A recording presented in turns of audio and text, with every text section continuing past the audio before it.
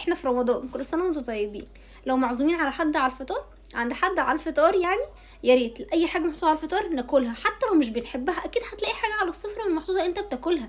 مش بتاكل صدر وبتاكل ورك ويحط لك صدر، لا مش انا مش باكله وهسيبه، لا كل اي حاجه حته صغيره لحد ما تروح البيت. اصل هم عاملين مكرونه وانا مش بحبها، كل اي حاجه. اشرب شوربه، يعني حاول تبين الناس ان انت الحاجه دي مش بتحبها. لا انت مش قاعد في بيتك، والحاله الاقتصاديه مش هتسمح ان انا اعمل لكل واحد هو الحاجه اللي بيحبها، ده انت معزوم. اي حاجه لحد ما تاخد بعضك وتروح، وتعود ابنك على كده. لو اي حاجه محطوطه على سفره اي حد هو مش بيحبها ما يتكلمش، ياكل اي حاجه موجوده. وانت هتبقى عارف ابنك او بنتك بيحب ايه وما بيحبش ايه، حط له اي حاجه ياكلها. ولازم تبقوا فاهمين بعض بالنظرات، مش هنضايق الناس ان احنا قاعدين عندهم ساعتين 3.